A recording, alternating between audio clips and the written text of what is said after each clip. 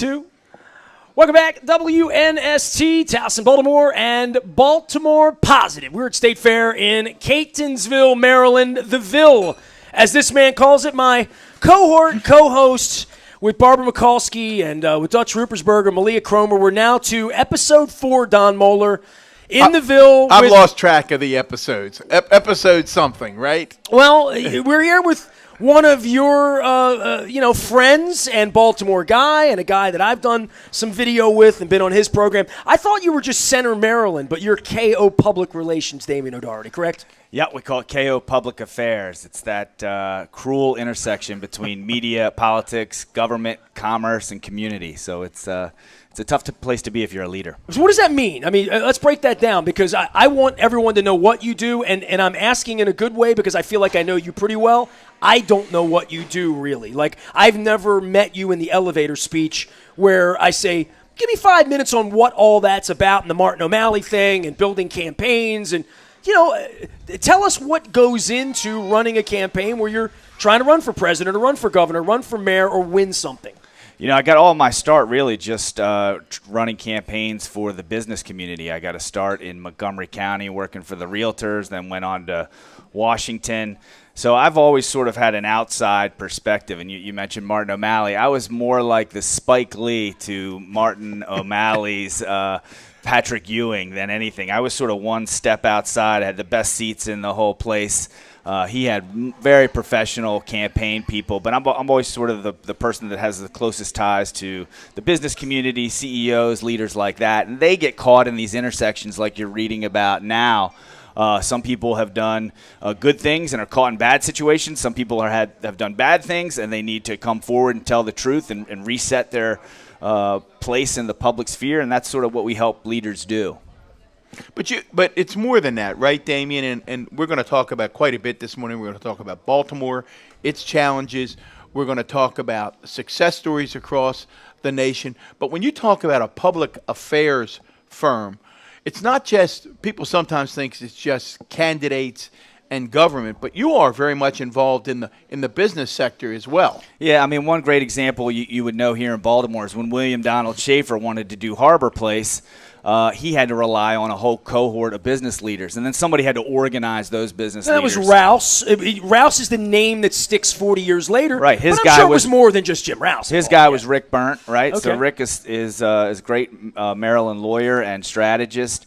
And so I always wanted to be like that. And I had a chance to do the redevelopment of downtown Columbia, which is a Jim Rouse piece. I had the chance to do the advertising that surrounded the passage of the referendum that allowed for National Harbor, worked on Port Covington, Harbor Point. My real joy as a former land use lawyer is utilizing all my understanding about public opinion to try to get people to buy into new communities. And when I say buy in, to feel like, hey, Baltimore deserves a Port Covington. Baltimore deserves a Harbor Point.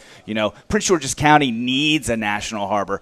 Downtown Columbia was sort of a museum to the 1970s. How do we make it so Meriwether's a focal point? By the way, I drove down there the other night. Incredible. I was down there for M3, and I know you've been a big proponent. Gene Parker's a dear friend of mine. The second lawns up there, if you haven't been to Meriwether. The best. I mean, I've been going to Meriwether since I was a kid. I mean, since 1982 and Madonna. Absolutely. You know what he's talking about? He's talking about the roof. There's now skyboxes at Meriwether. There's a second level at skyboxes at Meriwether. But there's also a sky lawn, so you can come out of your box and you're on it's a incredible. Lawn at the roof. There's a lawn in the sky at Meriwether now on the roof. But isn't it interesting? We have three different really age groups sitting here. Each of us feels good to be the young one. Each of us has Meriwether What's stories. your favorite Meriwether story? Well, I have a number of Meriwether. Did you pee in the fountain at the Dead Show back in 78? I will tell you, I have two that stick out, and my poor wife is going to cringe. One was a Jimmy Buffett concert. Well, and it that was always so involves inebriation. oversold that it was a mad rush to get in once they opened the gates. And you had lawn as seats? you know, Linda is about 5 feet tall. I literally thought she was lost in this wave of people. It was actually terrifying. Concert ended up being great, but there were lizards and dinosaurs and parrots, fins all around, sharks all around. That one. But then the other one was we actually saw Tim McGraw And the opening act was Kenny Chesney before anybody knew what Kenny Chesney was all about. And in the middle of that show, the skies opened up. I mean, thunder, lightning, and it was the last time I've ever been on the If you've been to Merriweather enough, you've been wet. Yeah. You've been wet. And I mean, we were so wet, and we were miserable. But again, it just showed me, I don't know, at that time, I was probably in my 40s, mid-40s. Young. I was young, much younger, maybe 50, but younger than I am now, certainly. And I'm thinking, this is absolutely miserable. And I thought everything is in the eye of the beholder because I look around me and these college kids have created slip and slides and they're diving around. So Merriweather is a great treasure. And when we talk about Baltimore positive, this is the great thing. We think of it, Damian, and you can react to this. We think of Baltimore positive as a region. Right now, today, we sit at this great restaurant in Catonsville. We're going to do a number of events in the city. We're talking to a lot of city restaurants. But it's a region, and Merriweather's part of that region. Absolutely. And to see what's happened out there. I mean, Jim, tell me your favorite Merriweather story. Oh, my God. I got hundreds and hundreds. I mean, I have too many to tell you. I mean, I was a music critic down there. That's how I know Gene. I've known Gene since 1986. She's a legend. So I've known Gene for 33 years. And, Gene has her own. We should bring Gene on one. I mean, Gene, her stories of starting there and really, I don't think she's ever worked anywhere else. That's right. Literally in her whole life. And the little house. I went there this last trip up to the little house where I've picked up tickets and I've parked my car and I've done things in the woods that I cannot admit publicly. But the house is now, the whole thing has been remodeled to a point where it was like I had never been there before. Like, literally, I went, and I saw Gene, and I'm like, what is this thing called Merriweather?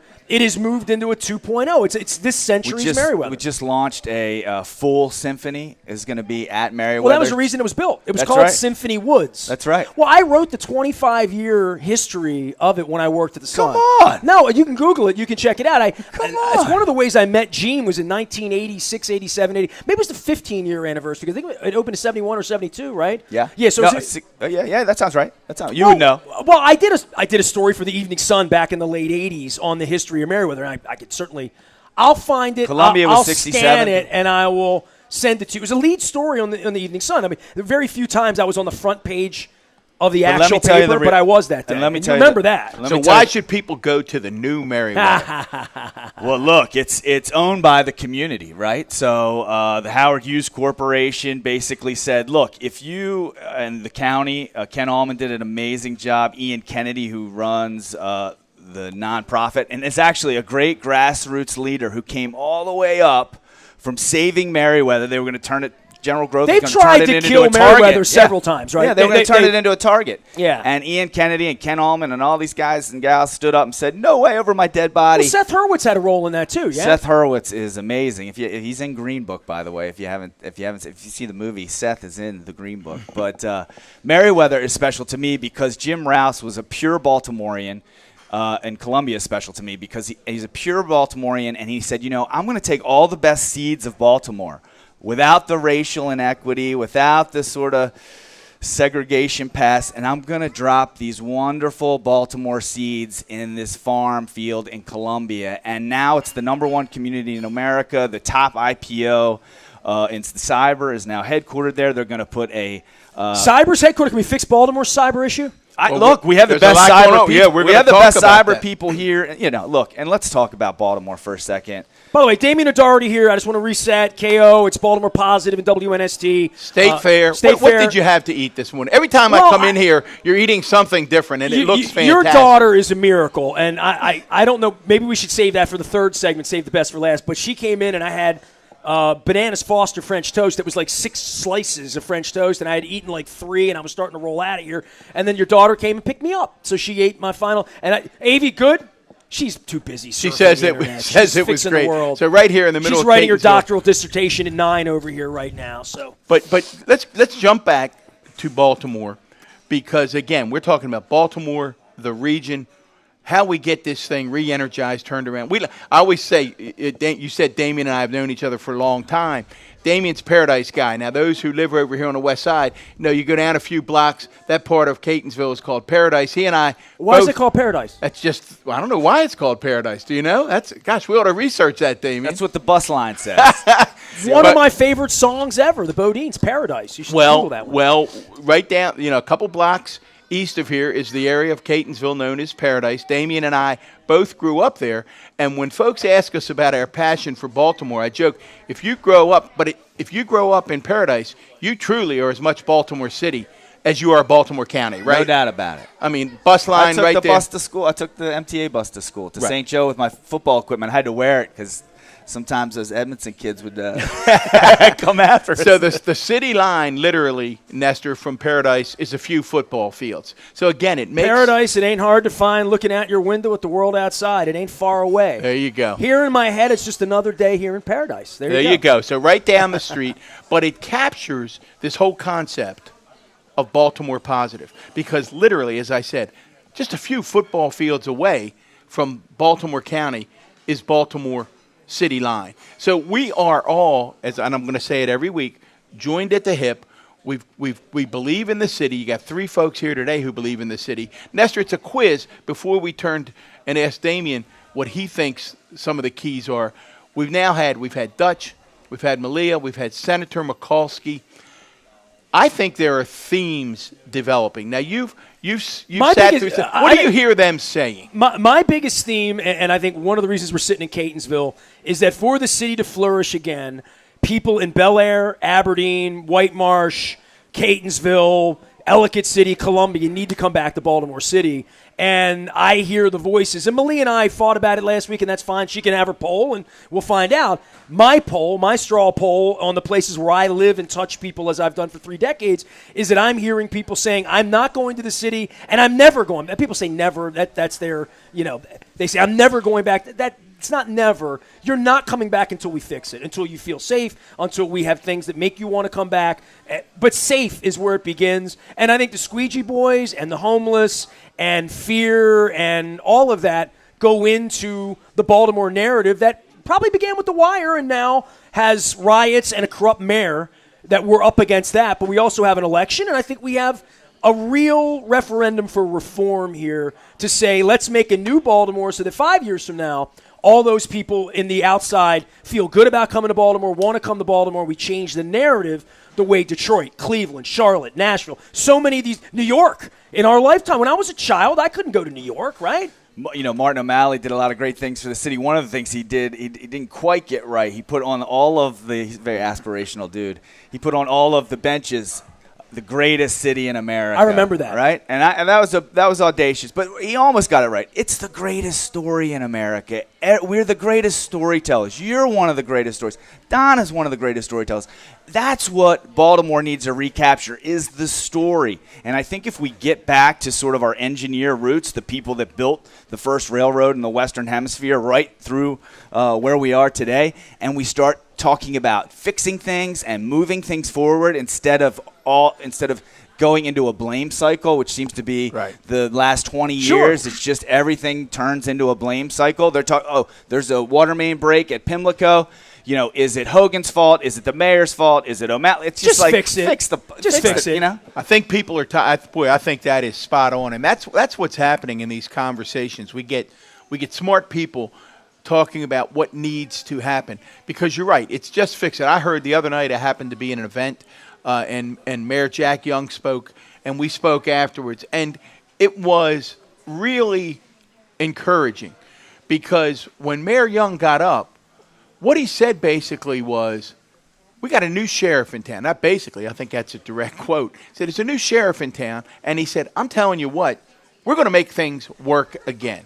And I think you're right, Damian. I don't think people give two diddlies about who gets credit.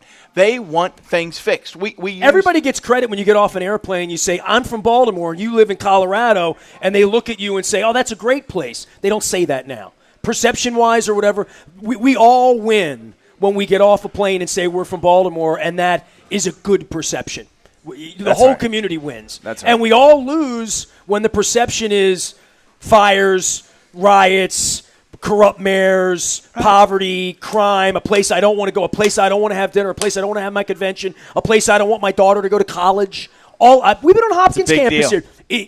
Image is everything, as Andre Agassi would say. You've been an image maker and a storyteller and a creator for this. Part of this narrative is there's going to have to be some guy or girl like you and some leader who leads this Mayor Schaefer thing with this narrative and this new infusion of something great's going to happen here between now and 2030, and we need to. It's not going to happen tomorrow morning. It's not going to happen tomorrow morning. And we need a leader that's not going to be focused on leading a staff of people or a particular constituency. Or how about a campaign? The minute you win, you start leading another campaign. Just all great things are built by everybody. I mean, you know, we talk about what's going on in Columbia, or you see what's going on in other parts of the state where things are really happening. It's because everybody came together, and the leader was sort of a selfless person that allowed everybody to feel like they have a part. When I say I had something to do with Columbia, there's a thousands of people that had a lot more to do with it than I ever did. Don, you ran Baltimore County. You were number 2. You were 16 years. 16 years of public service. And give me your story. Play mayor of Baltimore County, which you essentially were for a little while. What's the one thing in those 16? That's a lot of time, 16 years. What's the thing that, when we're talking your eulogy and say, Don was a part of this and this was the thing, you're the proudest of Baltimore County. One project that may or may not have happened at one point, right? I mean, when I talk about the Ravens may or may not have happened, right? Camden Yards may or may not have happened. Well, just to give you a minute to think about it, Mikulski told us about the highway that was going to run up Boston Street through the city, and Schaefer, and it was done, and Schaefer called her and told her, you've been beaten down, and she called Schaefer back and said, you won. She thought she had the votes, and the people lied to her. You know what she said? She said, if the British couldn't take Fells Point and the rats couldn't take Fells Point, I'll be damned if the State Highway Administration is going to take Fells Point. So, I mean, but that's a story that she said, the Fort McHenry Tunnel really happened because Barb Mikulski stood on a table and got pissed off and got people involved, and that changed the course of Baltimore history. I think that footbridge over the city, it's an unbelievable concept that can be a gateway arch kind of thing for us, a peace bridge, whatever you want to call it. I hope we name it after Nancy Pelosi. Absolutely, along with D'Alessandro Way. Listen, the question you ask is important because I think we heard it from Dutch. I'm going to come back. We got a lot to talk about. We got a million things certainly, to talk about. Damian's role in what Malia said about public engagement. I really want to get into that. But to get to your question, because I think it builds on what Damian just said about it's the people coming together. Senator Mikulski was really clear, and in a roundabout way, I'll get to your question about Baltimore County.